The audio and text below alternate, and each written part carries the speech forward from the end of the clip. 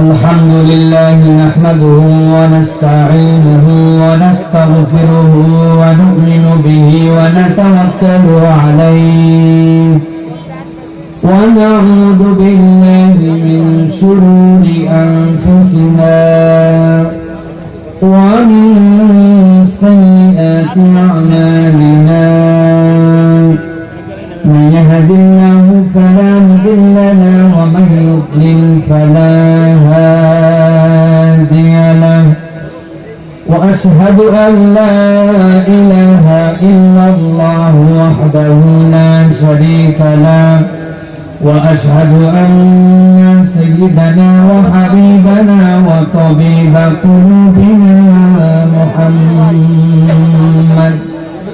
الذي أرسله بالحق بشيرا ونذيرا وداعيا إلى الله بإذنه وسراجا منيرا فقد قال الله سبحانه وتعالى في كلامه المجيد وفي فرقان الحميد أعوذ بالله من الشيطان الرجيم بسم الله الرحمن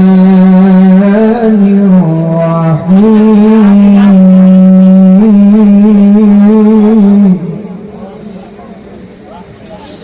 واصبر نفسك مع الذين يدعون ربهم بالغداة والعشي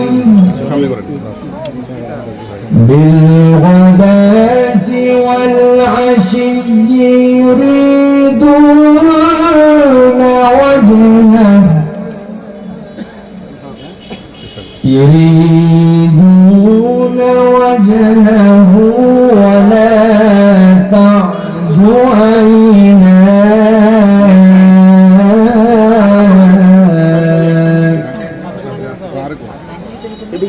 ولا تعد عيناك عنهم تريد زينة الحياة الدنيا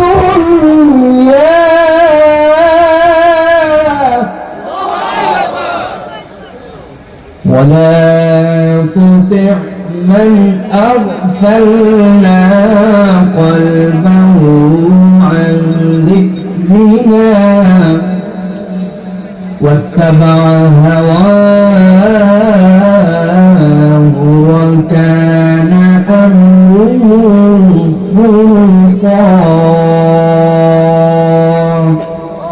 وقال الله سبحانه وتعالى آمرا ومخبرا إن الله وملائكته يصلون على النبي يا أيها الذين آمنوا صلوا عليه وسلموا تسليما اللهم صل على محمد وعلى آل محمد كما صليت على إبراهيم وعلى آل إبراهيم إنك حميد مجيد اللهم بارك على محمد وعلى آل محمد كما باركت على إبراهيم وعلى آل إبراهيم إنك حميد مجيد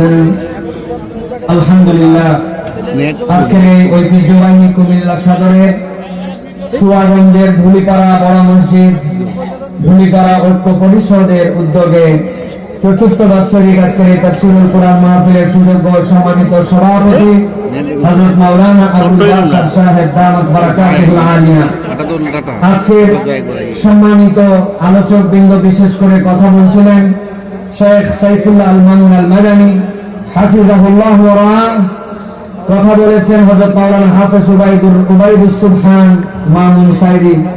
আপনাদের মধ্যে কথা বলবেন আমাদের শ্রদ্ধাভাজন ব্যক্তিত্ব আসুন্নাহ ফাউন্ডেশনের সুযোগ্য সম্মানিত চেয়ারম্যান, আমাদের বন্ধুবর, আমাদের প্রিয় শেখ আহমদুল্লাহ হাফিজাহুল্লাহ। আমি আপনাদের কাছে অল্প কিছু সময় নির্ধারিত প্রসঙ্গে কিছু কথা বলতে চাই। আল্লাহ রাব্বুল আলামিন আজকের আশা বসা আমাদের আয়োজন, যে ভালোবাসা দিয়ে আজকের আয়োজনটি প্রতিষ্ঠিত হয়েছে, আল্লাহ যেন এটাকে কবুল ও মঞ্জুর করেন, বলেন আল্লাহুম্মা আমিন। আমরা যারা এখানে এসেছি আমরা আশা থেকে আনন্দিত ভাই। আমি গত বছরও আপনাদের এখানে এসেছিলাম। আমার কোন পুরাতন শ্রোতা আছেন এখানে? বের একটু হাত দেখান না একটু। গত বছরের ওয়াজ মনে আছে আপনাদের ভাই? যদি ধরি দিয়ে একজনকে পারবেন, কিসের উপরে বয়ান হয়েছিল? আমার লিস্টের মধ্যে লেখা আছে।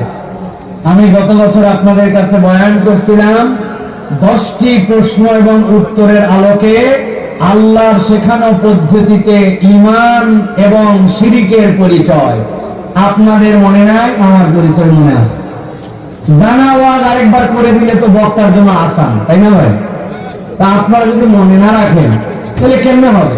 এই জন্য আপনারা যা শুনছি আমরা, এই কথাগুলি আমাদের জন্য মনে রাখা অত্যন্ত গুরুত্বপূর্ণ। আল্লাহ যেন আমাদেরকে আমাদের আশা ভরসাকে কবুল করেন, বলেন আল্লাহুম্মা আমিন।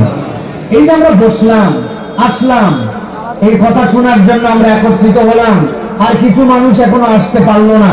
2 দল লক্ষ্যে আপনার কি মনে হয়? হ্যাঁ, বুঝে বলেন কিন্তু। হ্যাঁ, আমি আমার ভাষায় অনেক জায়গায় বলি, পৃথিবীতে পার্টি হচ্ছে 2টা পার্টি। কয়টা পার্টি? জোরে বলতে হবে। পার্টি 2টা। একটা পার্টি হচ্ছে অজ্ঞান পার্টি, আর একটা হচ্ছে সজ্ঞান পার্টি। পার্টি তাহলে কয়টা ভাই? এখন অজ্ঞান পার্টি কারা? আল্লাহ রাব্বুল আলামিন বলছেন, কুল হাল ইয়াস্তাউইল্লাযীনা ইয়ালামুনা ওয়াল্লাযীনা লা ইয়ালামুন। দুনিয়াতে যারা জানে আর যারা জানে না, এই 2 দল কি এক হতে পারে? না, এই 2 দল এক নয়। আল্লাহ বলছেন এই 2 দল এক নয়। এই 2 দলের যে জানা আর না জানার পার্থক্য, ওটাও দুনিয়ার কোন গণিত, কেমিস্ট্রি, বায়োটেকনোলজি, জেনেটিক ইঞ্জিনিয়ারিং, ডাক্তারি এই বিদ্যা নয়, বরং যারা আল্লাহকে চেনে আর আল্লাহকে চেনে না, আল্লাহ রসুলের চেনার জ্ঞান আছে আর জ্ঞান নাই, এই 2 দল লোক কখনো এক হতে পারে না। এই চেনার ভিত্তিতে দুনিয়াতে একদল লোক অজ্ঞান পার্টি, আরেক দল লোক সজ্ঞান পার্টি। একসাথে সমস্যারে বলতে হবে, তাহলে পার্টি কয়টা? একটা পার্টির নাম, আরেকটা অজ্ঞান পার্টি কাকে বলে? দুনিয়াতে যাদের বাড়ি আছে, গাড়ি আছে, টাকা আছে, পয়সা আছে, অর্থ আছে, বিত্ত আছে, ক্ষমতা আছে, সব আছে, কিন্তু তাদের কাছে আল্লাহ আল্লাহ রাসূলের পরিচয় নাই। এরা হচ্ছে পার্টিতে অজ্ঞান, ঠিক না? আরেকটা পার্টি হচ্ছে সজ্ঞান পার্টি। বাড়ি নাই, ঘোড়া নাই, ওই ব্যক্তিদের দুনিয়াতে হয়তো ইজ্জত নাই, সম্মান নাই, দুনিয়াতে কেউ হয়তো তাদেরকে সালামও দেয় না, কিন্তু কিছু না থাকলেও যদি আল্লাহ আল্লাহ রাসূলকে চেনে, কোরআন সুন্নাহকে পছন্দ করে, ঈমানের পক্ষে হয়, দুনিয়ায় কিচ্ছু নাই কিন্তু আছে ঈমান, ওরা হচ্ছে পার্টিতে সজ্ঞান, ঠিক না? আমরা এখন পার্টিতে অজ্ঞান না সজ্ঞান? বুঝে বলেন। সুতরাং প্রিয় ভাইরা, এই সজ্ঞান পার্টির জন্য আল্লাহ রাব্বুল আলামিন পর্যন্ত আল্লাহ রাসূলকে সতর্ক করে বলেছেন, আপনার দায়িত্ব হচ্ছে যারা আল্লাহকে সন্তুষ্ট করার জন্য আপনার কাছে আসে, আপনি কখনো তাদের থেকে মুখ ফিরাবেন না। আল্লাহ রাব্বুল আলামিন বলছেন সূরা কাহফ 28 নম্বর আয়াত, আল্লাহ বলছেন ওয়াসবির নাফসাকা মা'আল্লাযীনা يدعون ربهم بالغداة والعشي يريدون وجهه। ও আমার হাবিব, কতগুলা লোক আপনার পাশে আসে, আসার পরে তারা নবীজিকে বলে, আপনার সাথে আমরা কথা বলতে চাই, আপনার সাথে আমরা একটুখানি আমাদের বিভিন্ন বিষয় নিয়ে আপনার সাথে সঙ্গীতে আসতে চাই, আপনার সাথে আমরা চুক্তিতে আসতে পারি কিনা এই নিয়ে কথা বলতে চাই, কিন্তু আপনার পাশে যে যাব কোনো পরিবেশ নাই। নবীজি বললেন, পরিবেশ নাই মানে আমি রাত দিন থানায় কাবার চত্বরে অথবা আমার বাড়ি তো মক্কার হারামের পাশে, আমি এখানেই থাকি, তোমরা চাইলেই তো আমার কাছে আসতে পারো, কিসে তোমাদেরকে ঠেকাই? কেন তোমরা আমার কাছে আসতে পারো না? তারা বলতে শুরু করলো, ও মুহাম্মদ, আপনার পাশে যারা আসে, যারা থাকে, ওই মানুষগুলার স্ট্যাটাস কেমন দেখেছেন? কেউ বা কামার, কেউ বা কুমার, কেউ বা সদ্য সে ছিল দাস, সেখান থেকে মুক্ত হয়েছে। সমাজে তাদের কোনো স্ট্যাটাস নাই, সমাজে তাদের কোনো মর্যাদা নাই। ওই মানুষগুলাই তো আপনার আশপাশে যে ভিড় করে থাকে, ওই মানুষগুলার জ্বালায় তো আমরা আপনার কাছে যাইতে পারি না।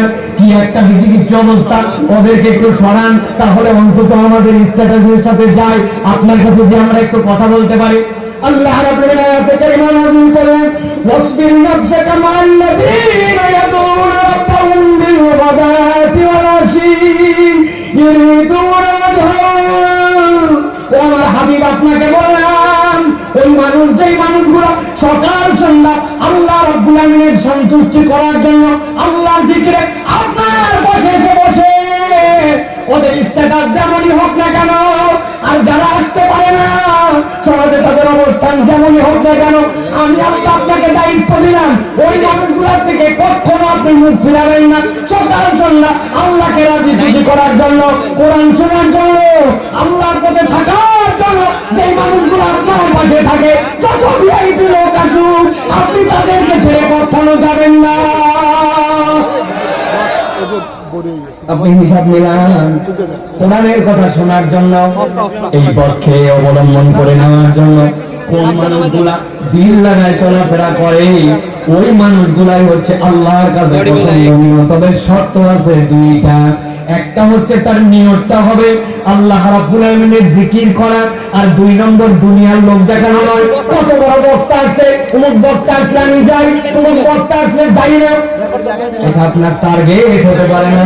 আপনার টার্গেট হবে আমি কোরআন এবং আল্লাহ রাব্বুল আলামিনকে রাজি খুশি করার জন্য কিনা।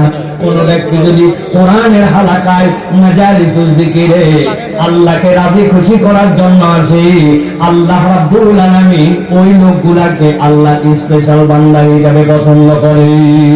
সুবহানাল্লাহ। আল্লাহ বলছেন, ও আমার হাবিব, আপনাকে আরো আমি বলছি, ওয়ালা তাদু আইনাকা আনহুম, আপনি তাদের দিক থেকে আপনার চেহারা, আপনার মনোযোগ কখনো ঘুরাই নেবেন না। তুরিদুনা জিনাতাল হায়াতিদ দুনিয়া, দুনিয়ার অনেক সৌন্দর্য, দুনিয়ার অনেক আধিপত্য, দুনিয়ার অনেক নাজ নিয়ামত, যেগুলো আপনার সামনে চলে আসতে পারে।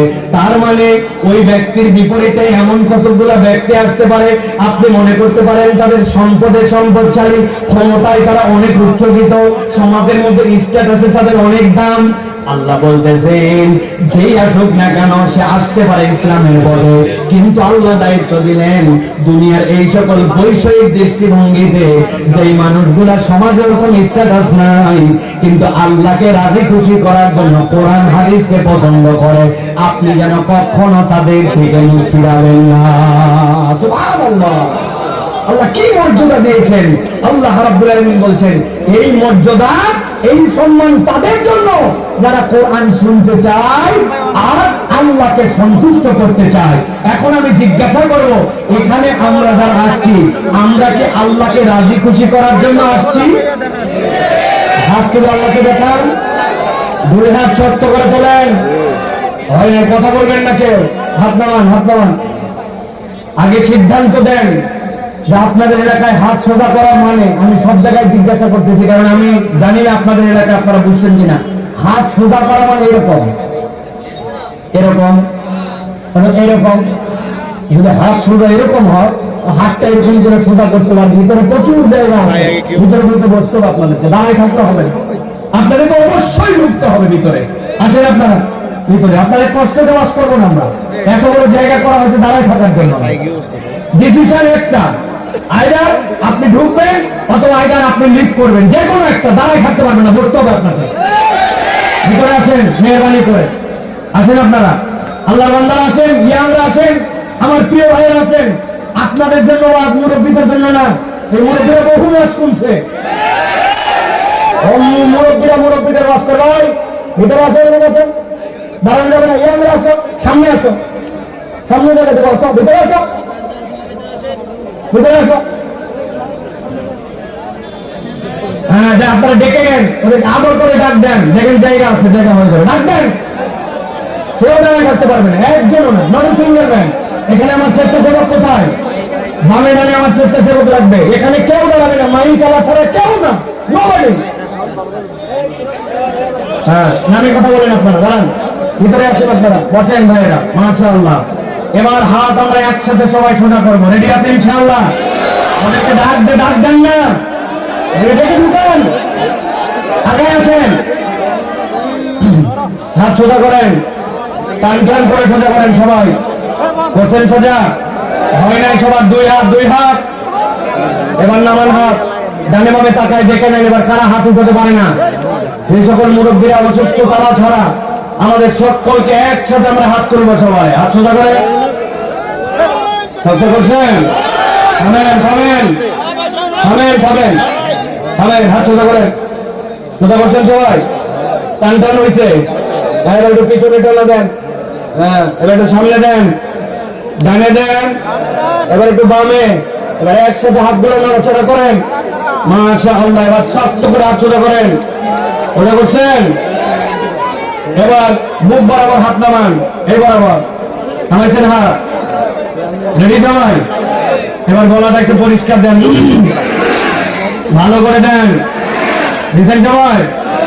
এবার আমরা একসাথে আকাশ বাতাস মুখরিত করে একটা তাকবীর দেবো ইনশাল্লাহ। পারবেন ইনশাল্লাহ? আমি যখন লিল্লাহে তাকবীর বলবো তখন হাত দুটো উপর দিকে ছুড়ে দিয়ে আল্লাহু আকবার বলতে হবে, ঠিক আছে? সাহেব চলে আসবেন সময় মতো।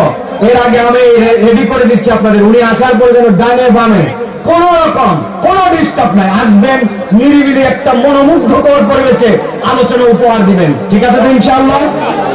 একজন দাঁড়ায় থাকবে, যারা সাইডে বসে আছেন আপনাদের কাছে ধরা হবে। ওরে বসাতে পারেননি কেন আপনি? ওকে বসাতে হবে আপনাকে, ভিতরে ডেকে নিন।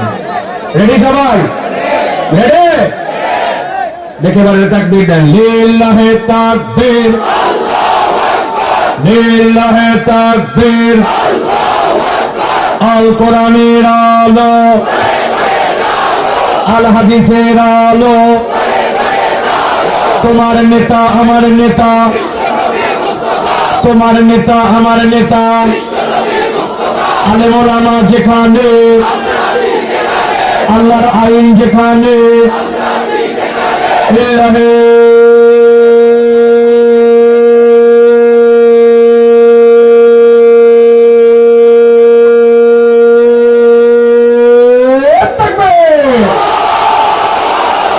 আলহামদুলিল্লাহ। আর কোনো কথা হবে না, একবার এখন চুপ করে যাবেন। শুধু তারা এখন হাত উঁচু করবেন যারা এই স্লোগানটা জোরে সোরে দেন নাই, হাত উঁচু করেন তারা। যাক, আলহামদুলিল্লাহ, ইমানে ঠিক থাকেন কিন্তু। আল্লাহ রাব্বুল আমিন আমাদেরকে কবুল করবেন, আল্লাহুম্মা আমিন। প্রিয় ভাইয়েরা, আমি দুইটা পর্বে নির্ধারিত কিছু কথা বলবো। এর প্রাথমিক পর্বে একটা জিনিস বলে দিতে চাই আমাদের ইয়াংদেরকে, যুবকদেরকে। আমাদের ইয়াংরা, আমাদের তরুণরা, আমাদের যুবকরা, রাত দিন আড্ডা দাও, ঘোরাফেরা করো, অমুক তমুকের সাথে মিশো, অমুক তমুক দলের পিছে ছোট, বিভিন্ন ব্যক্তিকে অনুসরণীয় মনে করো।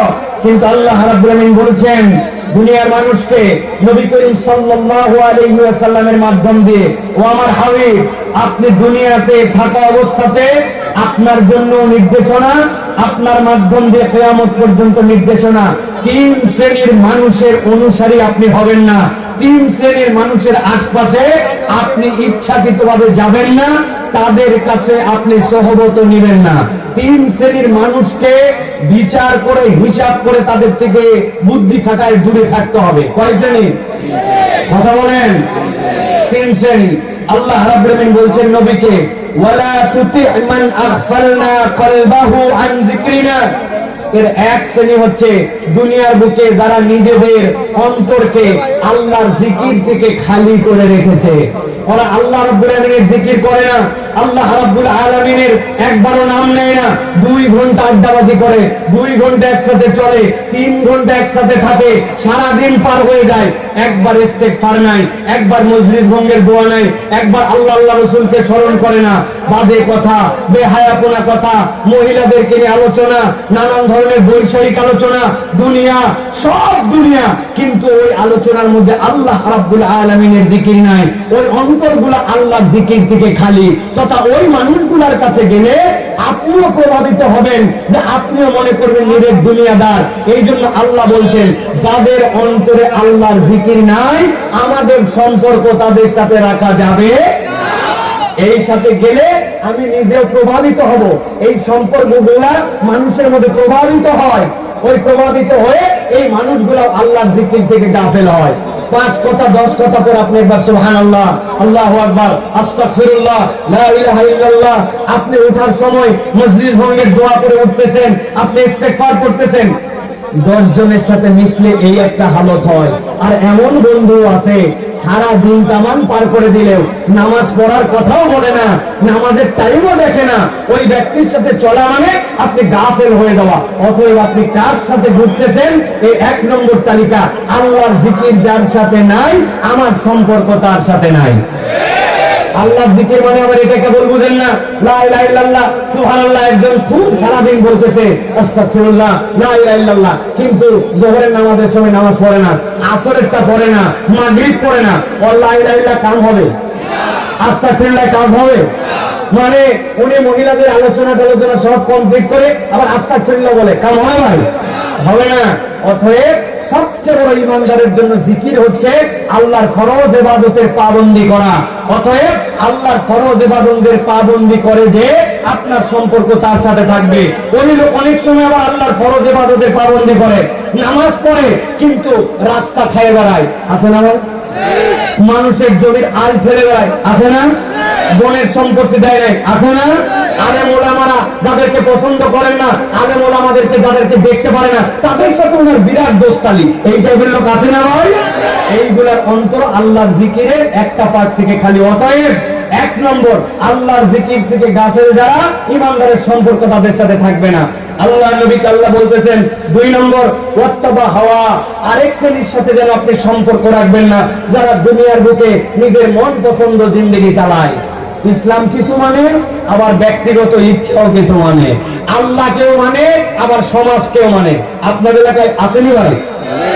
ঈদের দিন বোরকা পরে না, চিন্তা করছে এত দামি জামা কাপড়, বিয়ে করতে গেছে, ওই দিন কমিউনিটি সেন্টারে দেখার পরে বলছে, বাপ রে বাপ, এই আপা কোথার থেকে আসছে, এত সুন্দর, আমাদের এলাকার তো মহিলা না। ওই মহিলা বলছে, আরে বউ কি উল্টা পাল্টা বলতেছিস, আমি তোর পাশের বাড়ির তো তসলিমা আপা। বলছে মানে আপনার সবসময় বোরখা পরে দেখি? বলছে 2000-3000 টাকা দিয়ে মেকআপ করছে, বিয়ের দিনে যদি বোরখা পরে আছে তাহলে আবার কি হলো? এই জন্য বোন আজকে বিয়ের দিন বোরখা পরে আসি, অন্য সময় আল্লাহ মাসালে বাজারে গেলে আমি বোরখা পরি, এরকম আসেনি? তাহলে এই যে আল্লাহকে কিছু মানলো, আবার মন যতটুকু চাইলো ততটুকু মানলো। আল্লাহ বলতেছেন যারা মন পছন্দ জিন্দেগি চালায়, আল্লাহ মানে সমাজকেও ইলাহ বানায়, আল্লাহ মানে পরিবেশকেও ইলাহ বানায়, আল্লাহ মানে আবার নিজের মন পছন্দও চলে। আল্লাহ বলছেন এই মানুষ কখনো প্রকৃতার্থে তোমার কল্যাণকামী নয়। অতএব এই মানুষের অনুসরণ করা যাবে না। 3 নম্বরে আল্লাহ বলছেন ওয়া কানা আমরুহু ফুরুতা, আরেকটা শ্রেণী আছে ভয়ঙ্কর শ্রেণী। তারা কারা? যারা আল্লাহ রাব্বুল আলামিনের বিধানকে কেবল অমান্যই করে না, তারা অবাধ্যচারী এবং তারা এমন ধরনের উদ্ধত্ত স্বভাবের যে তাদের আচার আচরণের মধ্যে ঔদ্ধত্যের প্রকাশ পায়। বুঝেন নাই আপনারা? আমি একটু বুঝাই। একজনকে বলছেন, ও ভাই চলো না ভাই, আসরের ওয়াক্ত হয়ে গেছে, নামাজটা পড়ে নেই। ও ভাই তুমি মধ্যে দাঁড়িয়ে রাখলেন না, তোমার কত সুন্দর লাগবে। যেই না আপনি বলছেন আসরের নামাজের কথা, ও হয়তো আসরের নামাজ তো ওই ওয়াক্তে পড়বে না, কিন্তু বলতেছে ভাই আসরের নামাজটা পড়া উচিত। কিন্তু ভাই রে, আমার একটু শরীরটা আজকে পরিষ্কার নাই, নামাজ পড়বো ইনশাল্লাহ, আমার তো পড়া উচিত, তুমি আমাকে ডাকছো, এই কাজটা ভালোই করছো ভাই, দাড়িটা রাখা উচিত। ভাই রাখেন না কেন? বলছে আসলে আমার এটা শয়তানি, দাড়ি রাখলে কোনো সমস্যা নাই, কিন্তু মনে যে কি অবস্থা, অচেনে আমি ইনশাল্লাহ দাড়ি রাখার চিন্তা করতেছি। এটা একটা জবাব। আরেকটা শ্রেণীকে বলছেন চলো নামাজ পড়ি, চলো দাঁড়িয়ে রেখে, যখন নামাজ পড়া লাগবে তখন আমি নামাজ পড়বো, এত আমার বলার দরকার নাই, সময় হলে দাঁড়িয়ে রাখবো, এত দাঁড়িয়ে করেন কেন? আছে না ভাই? আল্লাহ বলছেন ওয়া কানা আমরুহু ফুরুতা, এক শ্রেণীর লোক আল্লাহর অবাধ্যতা এমন ভাবে করে যে তারা আল্লাহর কেবল অবাধ্যতাই করে না, বিরুদ্ধবাদী, তারা একটা আলাদা ধরনের মুড নিয়ে চলাফেরা করে। আল্লাহ বলছেন আল্লাহর হুকুম মানে না, আবার বিরুদ্ধবাদী চরিত্রের এদের সাথে যেন সম্পর্ক রাখবেন না, এদেরকে অনুসরণ করবেন না। তাহলে আল্লাহর হুকুম মানে না, তার উপর আবার নিজের বাহাদুরি দেখায়। 2 নম্বর মন পছন্দ জিন্দগি চালায়। 3 নম্বরে দুনিয়ার বুকে যারা আল্লাহর জিকিরের সাথে নিজেকে সম্পৃক্ত করে নাই। আল্লাহকে আল্লাহ নবী বলছেন, আল্লাহ রাব্বুল আলামিন আল্লাহ নবীকে বলছেন এই মানুষের সাথে সম্পর্ক রাখা যাবে না। একটু হিসাব করে দেখেন আমাদের সাথে এরকম মানুষের সম্পর্ক আছে না নাই? একটু বুঝে বলেন। আপনারা একটু বুঝেন না, এই জন্য বলতেছেন আছে। আমি তো দেখতে পাচ্ছি যে এই দলের লোক আমরা সবাই আছে। আবার কি বাদ দিলে তো ওই ভেড়ার লোম বাঁচতে লাগলে কম্বল সহ উঠাও। এটা আমরা সবাই, আমাদের কখন পরিবর্তন হয়ে এই চিন্তা দৌড় যেন আমার মধ্যে না থাকে সেই চেষ্টা করতে হবে। আমার মুরব্বীরা সারা দেশে আমি ওয়াজ করি, মজার একটা আইটেম খুঁজে পাই। আমাদের মুরব্বীরা আমাদেরকে বলে বাবা ভালো মানুষ আর না, আগের দিন ছিল আগে, এখন আর ভালো মানুষ না। কি সুন্দর করে বলে আছে না ভাই? এই কথা যারা বলে এরা টাটকা 2 নম্বর। 6 নম্বর প্রমাণ দেন। আমার কথা হচ্ছে ভালো মানুষ নাই। আপনি আমি ভালো মানুষ হয়ে গেলে তো একটা লোক আমার খুঁজে পায়। আমি নিজে ভালো হবো না, কিন্তু তাহলে ভালো মানুষ সারাদিন খুঁজে বেড়ায়, ঠিক না? অতএব আমাদেরকে পরিবর্তিত হতে হবে, আমাদেরকে ভালো মানুষ হওয়ার জন্য চেষ্টা করতে হবে, যাতে ভালো মানুষের সহবত আমার সহবত যেন মানুষ পায়। বলেন আল্লাহুম্মা আমিন। প্রিয় ভাইরা, আজকে আমরা কোরআনুল কারীম থেকে কিছু কথা শুনতে চাই। রাজি আছেন তো আপনারা ইনশাআল্লাহ? আজকে আমরা সংক্ষিপ্ত সময়ে যে বিষয়ে কথা বলবো সেটি হচ্ছে দুনিয়াতে আমাদের অপরাধ, আমাদের ভুল, আমাদের জিন্দেগিতে নানা ধরনের ছোট বড় মাসিয়াত, যেগুলো আল্লাহ রাব্বুল আলামিনের অবাধ্যচরণ, এইগুলো আমাদের প্রত্যেকের জীবনে কম বেশি আছে, ঠিক কি না? আছে না আমাদের জীবনে ভাই?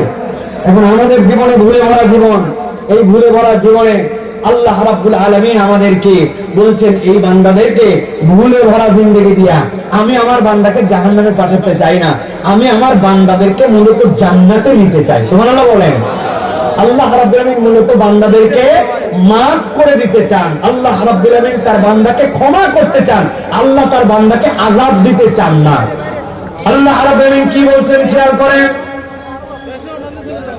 আল্লাহ কোরআনুল কারীমের মধ্যে বলছেন ইন্নাল মুত্তাকিনা ফি জান্নাতিন ওয়া উয়ুন উদখুলুহা বিসালামিন আমিনিন। আল্লাহ বলছেন দুনিয়ার মানুষ জেনে রাখো, যারা মুত্তাকি হবে, যারা আল্লাহ রাব্বুল আলামিনকে ভয় করে তাদের জীবন চালাবে, আমি রব্বুল আমিন তাদেরকে বললাম ওই মানুষগুলার ডেস্টিনেশন, ওই মানুষগুলার গন্তব্য হবে ফি জান্নাতিন ওয়া উয়ুন। আমার বান্দাদেরকে আমি জান্নাত দিব, আর আমার বান্দার জন্য আমি নহরমালার ব্যবস্থা করে রাখবো। আল্লাহ রাব্বুল আমিন বলছেন উদখুলুহা বিসালামিন আমিনিন। আমি আমার বান্দাদেরকে ডাক দিয়ে বলবো তোমরা ঢুকে যাও ওই জান্নাতের ভিতরে। আমি রব তোমাদেরকে গ্যারান্টার হচ্ছি, তোমাদেরকে নিরাপত্তা এবং আল্লাহর পক্ষ থেকে তোমাদের প্রশান্তিময় অভিবাদন দিয়া তোমাদেরকে জান্নাতের মধ্যে ঢুকায় নেওয়া হবে। সুবহানাল্লাহ। আল্লাহ রাব্বুল আমিন এরপরে বলছেন ওয়ানাযানা মা ফি সুদুরিহিম ونزعنا ما في صدورهم من غل إخوانا। আমার রব্বুল আমিন বলছেন ওই মানুষগুলোকে যখন জান্নাতে ঢোকানো হবে, দুনিয়ার বুকে চলতে ফিরতে অন্তরে অন্তরে ঠোকাঠুকি লাগতো, অন্তরে অন্তরে তাদের মধ্যে নানান ধরনের ঈর্ষা চলে আসতো, না চাইলেও শয়তান তাদেরকে প্রভাবিত করত। কিন্তু আল্লাহ বলছেন ওয়ানাযানা মা ফি সুদুরিহিম, জান্নাতে ঢোকানোর পরে আমি রব্বুল আমিন তাদের জন্য ওপেন হার্ট সার্জারি করে দেব। ওই সার্জারি করে আল্লাহ কি করবেন? আল্লাহ বলছেন ওয়ানাযানা, আমি দূর করে দিব তাদের জন্য। কি দূর করবেন? গিল্লিন ইখওয়ানা, তাদের ভ্রাতৃত্বের মধ্যে যেই ধরনের ঈর্ষা ছিল আমি রব্বুল আমিন দূর করে দিব। ওই জান্নাতের একজনের আরেকজনের নিয়ামত দেখে জান্নাতের ভিতরে আর কেউ কাউকে প্রতিদ্বন্দ্বী ভাববে না। সব জান্নাতীরা ওই দিন ভাই ভাই হয়ে জান্নাতের ভিতরে থাকতে শুরু করবে। সুবহানাল্লাহ। আল্লাহ রাব্বুল আলামিন বলেন আলা সুরুরিন মুতাকাবিলিন। ওই মানুষগুলাকে রব্বুল আলামিন ওই জায়গায় চেয়ারের ব্যবস্থা করবেন, সামনাসামনি তাদেরকে বসায় দিবেন। আল্লাহ বলছেন লা ইয়ামাসসুহুম ফিহা নাসাবুন ওয়া মা হুম মিনহা বিমুখরাজিন। ওইখানে যাওয়ার পরে ওই মানুষগুলাকে কখনোই ক্লান্তি ধরবে না। নাসাব মানে হচ্ছে আপনার মনে হচ্ছে এটা খাইতে খাইতে আমার অবস্থা খারাপ, এটা দেখতে দেখতে আমি ক্লান্ত, ওয়াজ শুনতে শুনতে বিরক্ত। আল্লাহ বলছেন ওই জান্নাতে যাওয়ার পরে তোমার কোন ধরনের আর ক্লান্তি আসবে না, আর আমি রব্বুল আমিন কখনোই তোমাদেরকে বের করে দিব না। এতগুলো অফার দেওয়ার পরে আল্লাহ নবীকে বলছেন ও আমার হাবিব, আমার বান্দাদের কাছে আপনি একটা খবর পৌঁছায় দেন। কি খবর পৌঁছাবেন? আল্লাহ বললেন নাব্বি ইবাদি আন্নী আনাল গফুরুর রহিম। আমার বান্দাকে খবর দিয়ে দেন আমি রব হিসাবে বান্দাদের জন্য গফুর আর রহিম। সুবহানাল্লাহ। আল্লাহ রাব্বুল আমিন এর দ্বারা কি বোঝাতে চান? আল্লাহ বোঝাতে চান আমার বান্দার অপরাধ যত হোক, আমার বান্দার ভুল যত হোক, আমার বান্দা দুনিয়াতে চলতে ফিরতে যতই মিস্টেক করে বসুক, আমি তাকে জাহান্নামে নেওয়ার জন্য সৃষ্টি করি না, আমি তাকে জান্নাতে নিতে চাই। আর আমি আমার বান্দাকে আল্লাহর পক্ষ থেকে আল্লাহ জানাই দিতে বলেছেন তার জন্য আমি রহিম আর তার জন্য আমি গফুর। সুবহানাল্লাহ। এখন আল্লাহ তো গফুর, আল্লাহ তো রহিম। আল্লাহ রাব্বুল আলামিন নবীকে বলছেন বান্দাদের কাজ কি হবে? ওই গফুরের কাছে আপনার কাজ কি হবে? আমার কাজ কি হবে? গফুর বলে দাও। ঠান্ডা মাথায় খেয়াল করেন আল্লাহ কোরআনের সূরা 5 নম্বর সূরা মায়েদা 74 নম্বর আয়াতে নবীকে বলছেন বান্দাকে বলেন আফালা ইয়াতুবুনা ইলাল্লাহ ওয়া ইস্তাগফিরুনাহু ওয়াল্লাহু গফুরুর রহিম। আমার বান্দাকে আমার কাছে একটু ফেরত আসবে না? আমার বান্দাকে আমার কাছে একটু ক্ষমা চাবে না? আল্লাহ বুঝাতে চান যেই বান্দা আল্লাহর কাছে ফেরত আনবে আর যেই বান্দা আল্লাহর কাছে ক্ষমা চাইবে ওই বান্দা তার রবকে গফুরুর রহিম রব হিসাবে পেয়ে যাবে। আল্লাহ বান্দাকে ক্ষমা করে দিতে যান। এই জন্য আল্লাহ বলছেন নবী আপনি আপনার উম্মতকে আরো সান্ত্বনা দিয়ে যান। কুল ইয়া ইবাদিয়াল্লাযীনা আসরাফু আলা আনফুসিহিম লা তাকনাতু মির রাহমাতিল্লাহ। ও আমার নবী আপনি বলেন কুল ইয়া ইবাদি, ও আমার বান্দারা, আল্লাযীনা তোমরা যারা আসরাফু বাড়াবাড়ি করে ফেলেছো, আলা আনফুসিহিম তোমাদের অন্তরের উপরে, তাদের অন্তরের উপরে, লা তাকনাতু কখনো নিরাশ হয়ে যেও না মির রাহমাতিল্লাহ আল্লাহর দয়া থেকে। আল্লাহ নিজেই নিজেকে জানাচ্ছেন ইন্নাল্লাহ ইয়াগফিরু যুনুবা জামিআ। ও বান্দা তোর গুনাহ কত আমি আল্লাহ জানাই রাখলাম, ইয়াগফিরু যুনুবা জামিআ। তোর যত গুনাহ যিনি ক্ষমা করে দিতে পারেন তিনি হচ্ছেন গাফফার। সুবহানাল্লাহ। আল্লাহ নিজের পরিচয় গফুর দিয়েছেন, কিন্তু আল্লাহ গাফফার বলেছেন ফাআল থেকে। এইটার ব্যাখ্যা হচ্ছে বান্দা যতবার অপরাধ করে আল্লাহর কাছে যতবার ক্ষমা চাইতে পারে তার থেকে বেশি যিনি ক্ষমা করতে পারেন তিনি হচ্ছেন আপনার আমার রব গাফফার। আল্লাহ রাব্বুল আলামিন এই জন্য বান্দাদের জন্য বলছেন বান্দা তোমার কাজ কি বান্দা জানো? ওয়া আনিবু ইলা রাব্বিকুম ওয়া আসলিমু লাহু।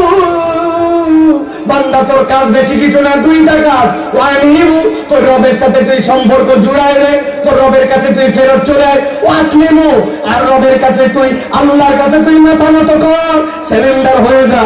আল্লাহ বলছেন মিন ক্বাবলি আন ইয়াতিয়াকুমুল আযাব, আমার আযাব যদি চলে আসে তথা তোমার রূহ কবজের সময় যদি চলে আসে এর আগ মুহূর্ত পর্যন্ত বান্দা যদি তুমি আল্লাহর কাছে ফেরত আসো আর তার কাছে আত্মসমর্পণ করো আল্লাহ বলছেন তোমার সবগুলা কবুল। কিন্তু যদি তোমার কাছে ওই আযাব চলে আসে সুম্মা লা তুনসারুন আর তোমার সাহায্য করার মতো কেউ থাকবে না।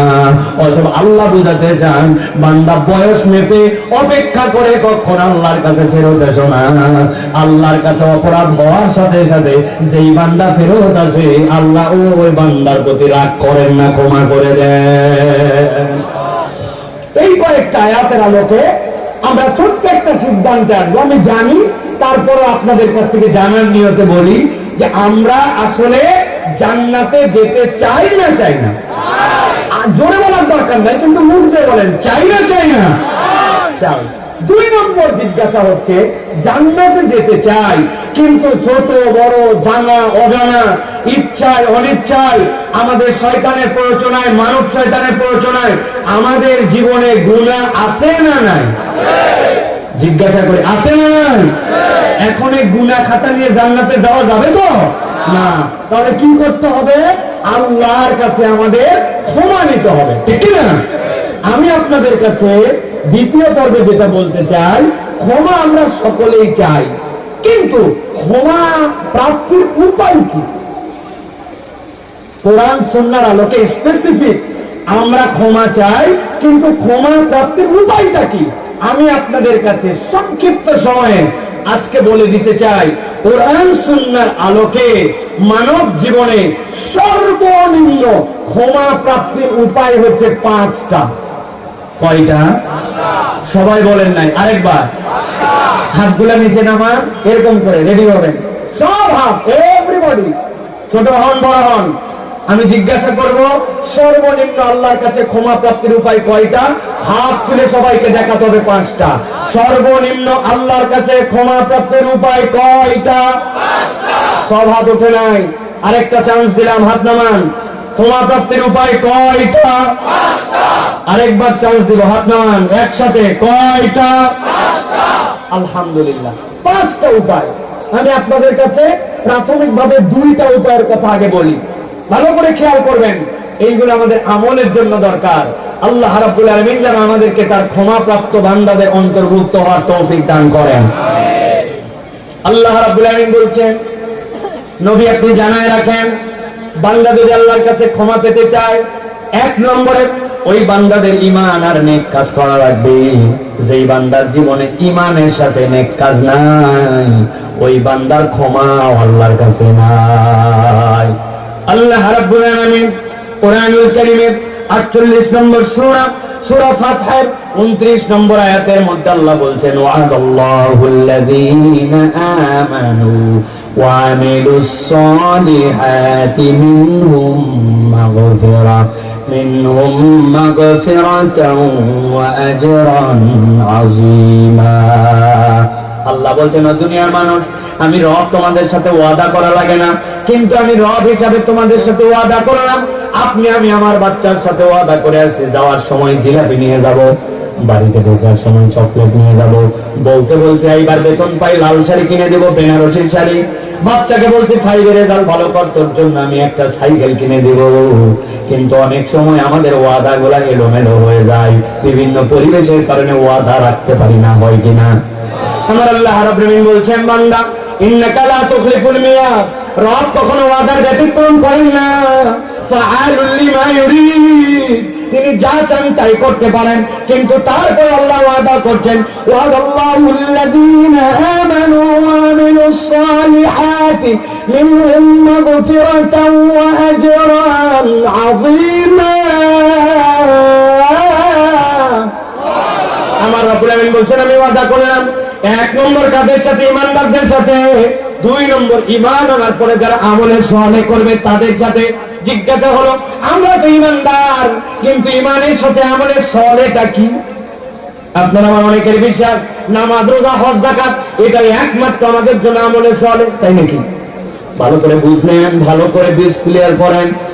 আমি তো অনেক সময় বলি, ভিন্ন সেন্সে নিয়েন না, নামাজ রোজা হজ যাকাত এইগুলো একটাও প্রকৃত একটা আমলে চলে নয়। কেমনে আমলে চলে না? আপনার বাচ্চা ক্লাস 5-এ পড়ে স্কুলে তার ড্রেস আছে, সকাল 8:30 ঢুকতে হয়, প্রথম সময় দ্বিতীয় সময় বার্ষিক পরীক্ষা দিতে হয়। পরীক্ষায় পাস করতে হলে মিনিমাম 33 নম্বর পাওয়া লাগে, ঠিক না? ওই ছেলে স্কুলের ড্রেসও পরে না, সকাল 11টায় কোনোদিন যায়, কোনোদিন সকাল 10টায় যায়, ইচ্ছা মতো পরীক্ষা দিতে, কিন্তু 33 পায় নাই।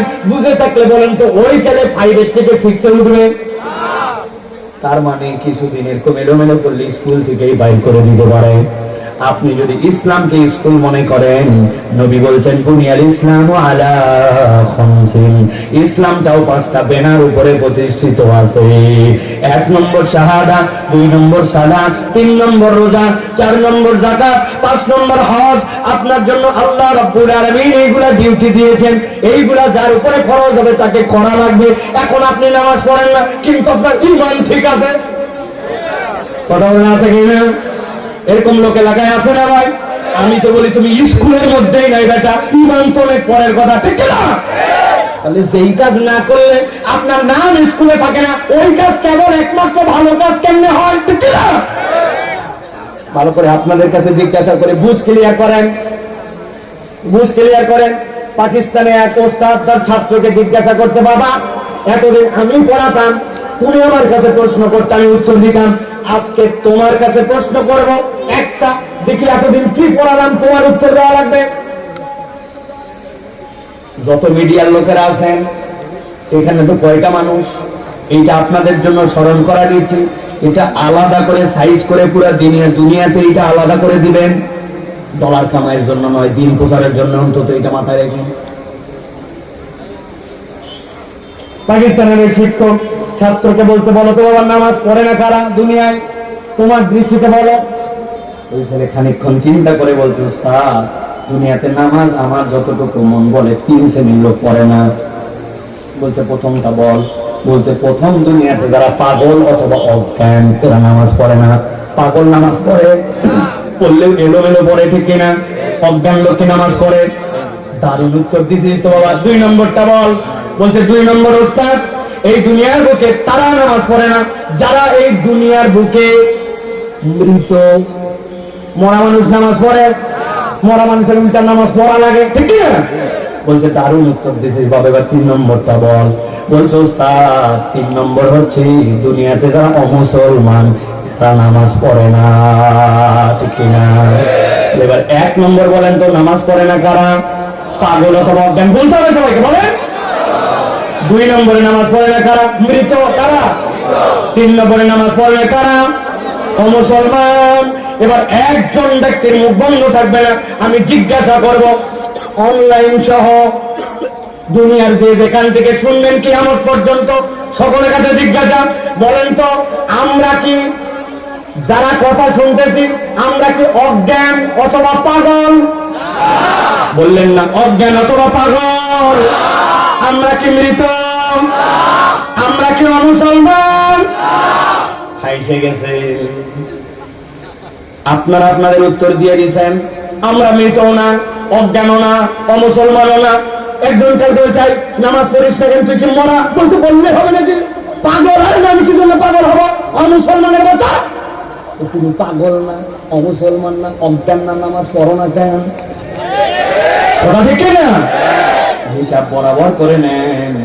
আল্লাহ বলতেছেন আমি ক্ষমা করে দিতে চাই, কিন্তু ইমানের সাথে নেক আমল লাগবে। আর নেক আমলের বেস হচ্ছে আপনার সালাত। যার জীবনে সালাত নাই তার জীবনে কিচ্ছু নাই, ঠিক না? অনেকে আমাদের কাছে বলে, হুজুর কোন শ্রেণীর মুসলমান ভালো মুসলমান বলেন তো? নামাজ পড়ে না কিন্তু সব এই করে, আর নামাজ পড়ে এই করে না। কোন শ্রেণীর মুসলমান? কি মনে হয় নামাজ পড়ে কিন্তু সুদ খায়, ঘুষ খায়, মিথ্যা কথা বলে? আরেকজন নামাজ পড়ে না, মিথ্যা কথা বলে না, সুদও খায় না, মানুষের সাথে ভালো ব্যবহার করে। কোনটা ভালো মুসলমান? এই যে দেখেন, এইটা যদি একটা ব্ল্যাকবোর্ড হয়, আমি যা বলবো উত্তর দিবেন। এই যে একটা শূন্য লেখছি, মান কত? আরেকটা শূন্য দিছি, মান কত? আরেকটা শূন্য দিছি, মান কত? এবার একটা 1 দিছি, এই পারে 1, এর পিছনে আছে 3টা শূন্য, মান কত? বুঝে বলেন। পেছনে যদি 50টাও শূন্য দেয়, মান কত? জানি একটা শূন্য দিছি, মান কত? 2টা, 3টা।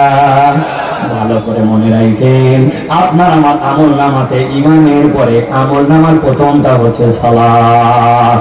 যার জীবনে সালাত আছে ওই সালাতটা তাকে অকল্যাণ থেকে আজকে হলেও কালকে হলেও দূর করবে। কিন্তু যার সালাত নাই, আপনি যত ভালো মুসলমান সাজার চেষ্টা করেন আপনার জীবনে এক নাই, ঠিক না? কাল আল্লাহ রাব্বুল আলামিন ক্ষমা করে দিতে চান, আল্লাহ বলছেন ইমানের সাথে নেক আমল লাগবে। নেক আমল মানে নামাজ রোজা হজ যাকাত একমাত্র নয়, আপনাকে ওইটা আপনার বেসিক ওইটা না থাকলে তো আমার ইমান নয়, ওইটা না থাকলে আমার ইসলাম নয়। তাহলে আপনার আমার নেক আমল গুলা কি?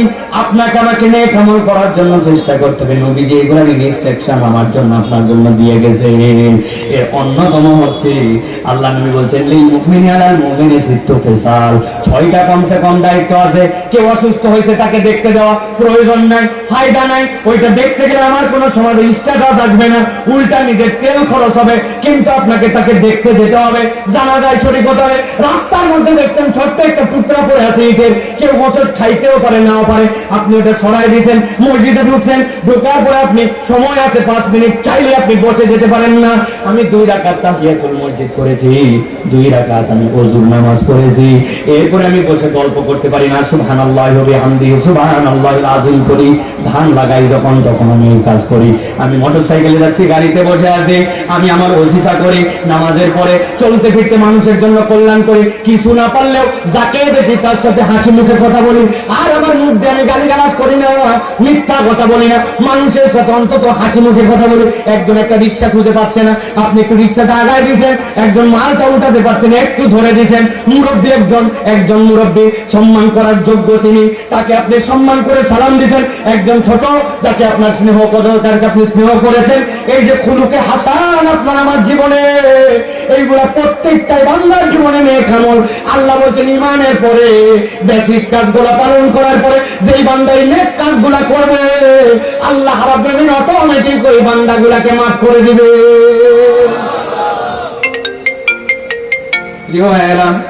2 নম্বরে আল্লাহর কাছে যদি আপনি ক্ষমা পেতে চান, তাহলে আল্লাহর কাছে আপনাকে ক্ষমা চাওয়া লাগবে। কি বলছি? ক্ষমা চাওয়া লাগবে। আল্লাহর কাছে ক্ষমা না চাইলে আল্লাহ ক্ষমা করেন না। দেখেন তো কোরআন কি বলতেছে আমাদেরকে। সূরা নিসা 110 নম্বর আয়াত, আল্লাহ রাব্বুল আলামিন বলছেন وَمَن يَعْمَلْ سُوءًا أَوْ يَظْلِمْ نَفْسَهُ ثُمَّ يَسْتَغْفِرِ اللَّهَ يَجِدِ اللَّهَ غَفُورًا رَّحِيمًا।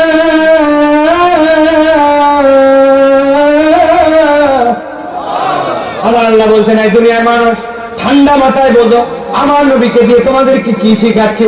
আল্লাহ রাব্বুল আলামিন বলছেন ওয়ামাই, তোমাদের মধ্যে যে বাজারা ইয়ামাল করতেছে করবে, সুয়ান ভুল অপরাধ গুনাহ, আও ইয়াজলিম অথবা জুলুম করে ফেলে, নাফসাহু তার অন্তরের উপরে। আল্লাহ তার অন্তরকে সিধা পথে চলতে বলছিলেন, কিন্তু অন্তরের প্রতি জুলুম করেছে।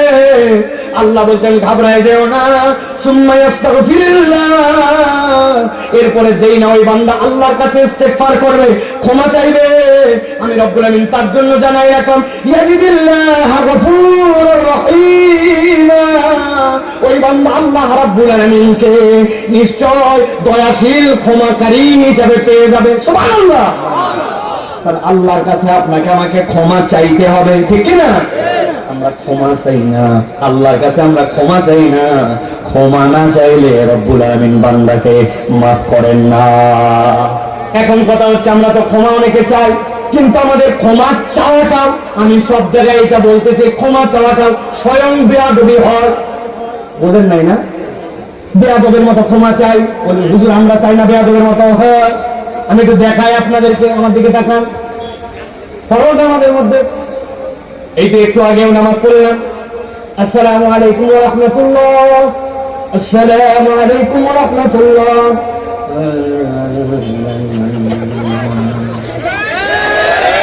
আসেনি ভাই?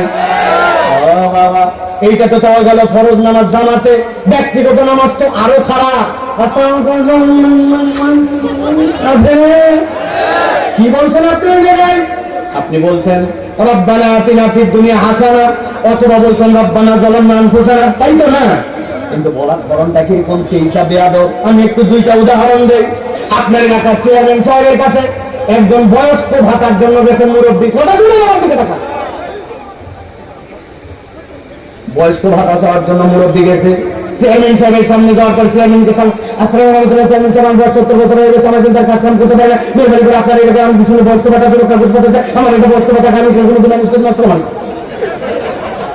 চেয়ারম্যান ধরতো ব্যাক করে ধরতো, ঠিক না? আচ্ছা বাদ দিলাম, চেয়ারম্যান সাহেব এলাকার মানুষ যেহেতু ভোটের চাহিদা আছে তার, আপনি এসপি সাহেবের কাছে কোনোভাবে গেছেন, আপনার ছেলের একটা চাকরি দরকার, আপনি এসপি সাহেবের কাছে আসলাম তুলেছেন, এসপি সাহেব আপনার এলাকার দায়িত্বের মধ্যে আমার ছেলেকে পুলিশের মধ্যে নিতে চাচ্ছেন, মেম্বার করে আগামীকালকে সকালে দরকার ছিল আমাদের চাকরির মধ্যে বললাম ধরে 3 দিন অন্তত হাজতে রাখবে। কথা বলে আপনার চেয়ারম্যান লোড নিতে পারে না, আপনার ওসি লোড নিতে পারে না, আর আমল নামা গুনাহ খাতায় ভরপুর। আমি বেয়াদবের মতো আল্লাহর কাছে চাই, আমার আল্লাহর কাছে চাওয়ার আদব আমি শিখি নাই, ঠিক না?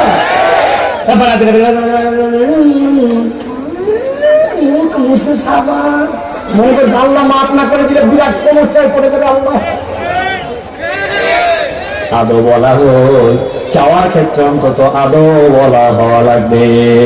বেআদব বেনসিব, যার আদব নাই তার নসিবে কিচ্ছু নাই, ঠিক না? আল্লাহর কাছে দুপুর পাইছেন একটা, সেগুলা বাচ্চার জন্য একটু দোয়া করবেন। সাইফুল্লাহ ভাই, আমার 2 সাইফুল্লাহ ভাই পাশে, সাইফুল্লাহ ভাই দোয়া করবেন, দোয়া করবেন। ভাই আপনি দোয়া করবেন বলছেন, আমি দোয়া করতেও পারি নাও পারি, আমার দোয়া কবুল হতেও পারে নাও পারে, কিন্তু আপনার একটা সন্তান আছে 5 বছর 10 বছর 15 বছর বয়স, আপনি বুকে হাত দিয়ে বলেন তাহাজ্জুদের সময় উঠে আধা ঘন্টা সিজদায় পড়ে গেছেন, চোখগুলো যেন বের হওয়ার মতো অবস্থা। আই রব্বুল আমিন, ইমাম বুখারী তো এই দুনিয়ারই, আল্লাহ ইমাম মুসলিম এই দুনিয়ার, ইমাম আযম এই দুনিয়ায়, আমি অত দূর চাই না, কিন্তু আমার সন্তানকে তাদের মতো নেককার বানাতে চাই আল্লাহ। তুমি না বলছো আই রব্বুল আমিন তুমি দিবা, প্রথম আসমানে আসো, আমার বাচ্চাকে তুমি দিবা না কেন?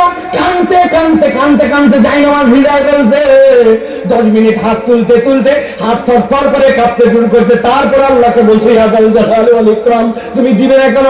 আমার অসুখ ভালো করে দিবে না কেন? আমার বাচ্চাকে দিবে না কেন? আমার সমাজে বরকত দিবে না কেন? আমার পরিবারে সুখ দিবে না কেন? আমাকে মাফ করে দিবে না কেন? বান্দার জীবনে গুনাহ খাতায় ভরপুর, চাহিদা তার অসীম, কিন্তু বান্দা 10 মিনিট আল্লাহর কাছে চায় না। আপনাদের কথা বাদ দেন, আমরা হুজুররাই তো চাওয়ার সময় পাই না। প্রিয় ভাইরা, আল্লাহ বলছেন ক্ষমা পেতে চাও, আল্লাহর কাছে চাও। তরুণ, তুমি না চাকরি খোঁজো, তুমি না তোমার ব্রাইট ফিউচার চাও, তুমি আগামীতে, তুমি ভবিষ্যতে তুমি একটা উজ্জ্বল কিছু হতে চাও, ওই তুমি যেই বেরোয়ালা সবচেয়ে রাজ্জাক যুল কুওয়াতিল মাতিন, ওই রবের কাছে কয়দিন তুমি বলছো? তুমি একদিন বলো না। মামা ইউরোপে খালি ইন্টারমিডিয়েটটা পাস করলে ভিসা পাঠাবে আর চলে যাবো, ওই স্বপ্ন দেখে দেখে বহুত লোকজন বুড়া হয়ে গেছে, যেতে পারে না। তকদির খোলা লাগে আল্লাহর কাছ থেকে, দুনিয়ার কারো কাছে নয়। চাও যুবক চাও, ওই মুরব্বীরা চাচ্ছে তো বাধ্য হয়ে, বেচারির তার কাজ নেই, আসরের পর এমনি মসজিদে বসে থাকে না, আগে বহুত আড্ডা মারছে, এখন ওনার আড্ডাও কেউ পছন্দ করে না, তবে টাকাও নেই, জন্য 10 জনে পান খাওয়া লাগবে, এই জন্য চায়ের দোকানে যায় না, উনি বেকায়দায় করে আসরের পর তসবিহ বলে। তোমার আমার হাতেও অফুরন্ত অবসর, যা ইচ্ছা তাই করতে পারে। ওই মোবাইল চালাতে পারে না, মুরব্বীর জন্য দেখতে পারে না, তাছাড়া উনিও ফেলতো, উনি বেকায়দায় করে বাটন মোবাইল, আর তুমি আমি কায়দায় করে আমার মোবাইল। ওইগুলা সব থাকার পরে আমি আল্লাহকে ডাকি, আল্লাহর দিকে আমি সারা দিয়ে দিছি। ওই মুরব্বীর চাওয়ার থেকে তোমার আমার চাওয়ার দাম আল্লাহর কাছে 70 গুণ বেশি। অতএব আল্লাহ রাব্বুল আমিনের কাছে তোমাকে আমাকে চাইতে হবে। আমাদের সালাফরা বলছেন, কেউ যদি আল্লাহর কাছে কেবল চায়, আল্লাহ তাকে ক্ষমাই করে দেন না, আল্লাহ 3টা বোনাস দেন। কয়টা বললেন না যে? আল্লাহ বলতেছেন জানাই দেন, 1 নম্বরে কঠিন অবস্থা থেকে আল্লাহ তাকে উদ্ধার করে দেন, 2 নম্বরে আল্লাহ তার দুশ্চিন্তা দূর করে দেন, 3 নম্বরে রব্বুল আমিন তার রিজিকের মধ্যে অফুরন্ত বারাকা দান করে দেন। সুবহানাল্লাহ। ক্ষমা লাভের দ্বিতীয় উপায় হচ্ছে আল্লাহর কাছে ক্ষমা চাওয়া। 3 নম্বরটা বলি, এবার খেয়াল করেন, ক্ষমা যদি পেতে চাই রব্বুল আলামিনের কাছে আপনাকে আমাকে তওবা করা লাগবে। কি করা লাগবে? সবার মধ্যে বলতে হবে, কি করা লাগবে? হয় না পেছনে ওই যে আকাশী কালারের শার্ট, হাতের মধ্যে এরকম, হ্যাঁ গত 1 বছর কিন্তু ভালো আছে আলহামদুলিল্লাহ, বলেন হ্যাঁ। কি চাওয়া লাগবে? তোমার মুখে শুনতে চাই, কি চাওয়া লাগবে? তওবা। প্রিয় ভাই বলবেন হুজুর ইস্তেগফার আর তওবা তো প্রায় একই একই মনে হয়, তাই না? ইস্তিগফার আর তওবা আলাদা। গভীর মনোযোগে খেয়াল করেন, তওবা মানে হচ্ছে আল্লাহর কাছে ফেরত আসা। কি আসা? আল্লাহ বলছেন তুবু ইলাল্লাহি তাওবাতান নাসুহা। নাসুহা শব্দটা দুইটা মূল ধাতু থেকে, একটা হয়তোবা নাসাহাতুন থেকে নুন সাদ হাতা, অথবা নাসাহাতুন থেকে। নাসাহাতুন মানে ফিরে আসা, নাসাহাতুন মানে ভাঙা সম্পর্ক জোড়া লাগানো, কাঁথা যেরকম সেলাই করে জোড়া দেয় ওইটা যেরকম নাসাহা। আল্লাহ বলছেন তোর সাথে রবের সম্পর্ক নষ্ট হয়েছে, জোড়া দে, অথবা রবের কাছে ফেরত আয়। আল্লাহ বলছেন এইরকম ভাবে বান্দা যখন আল্লাহর কাছে ফেরত আসে, রব্বুল আলামিন বান্দাকে মাফ করে দেন। সুবহানাল্লাহ, লিল্লাহি তাকবীর, লিল্লাহি তাকবীর। শেখ আহমদুল্লাহর আগমন, শেখ আহমদুল্লাহর আগমন কুমিল্লাবাসীর পক্ষ থেকে লিল্লাহি তাকবীর। আলহামদুলিল্লাহ, আলহামদুলিল্লাহ। আপনারা দাঁড়াবেন না, কেউ বসেন।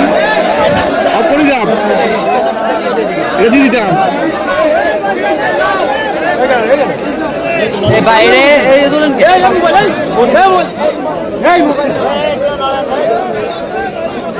আলহামদুলিল্লাহ বলেন। আলহামদুলিল্লাহ।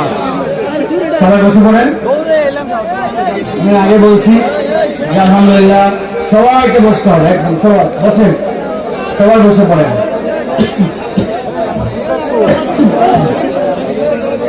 সবাই আপনাদের সঙ্গে কথা বলবেন, আমি আর একটুকু সময় নষ্ট করবো না ইনশাআল্লাহ। প্রিয় ভাইয়েরা, আমি যেটা বলছিলাম,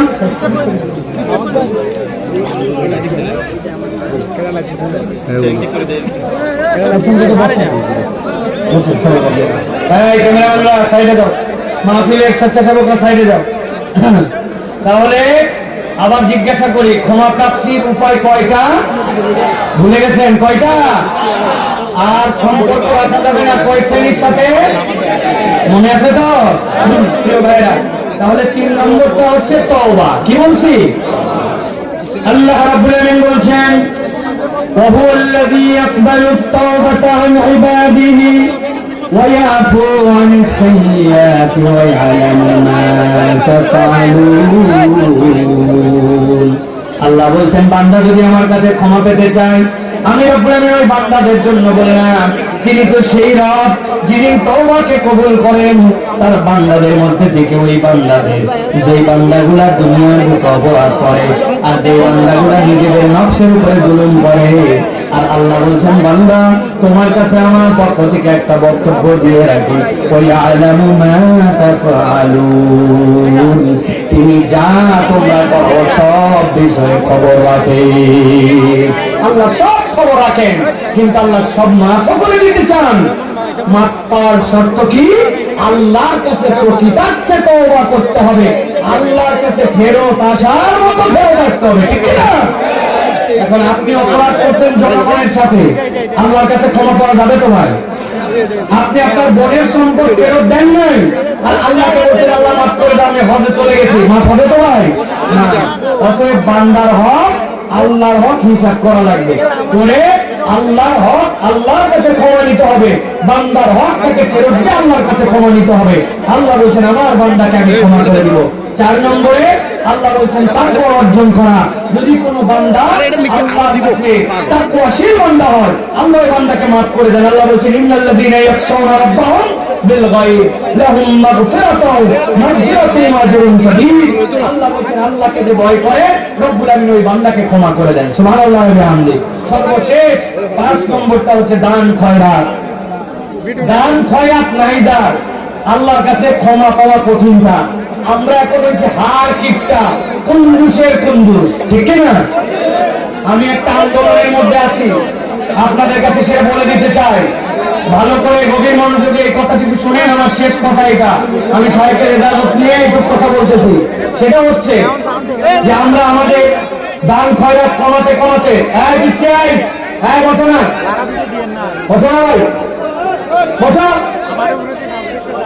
বসো, একটু বসো, বসো, কথা বলো না, একটা কথা হবে না।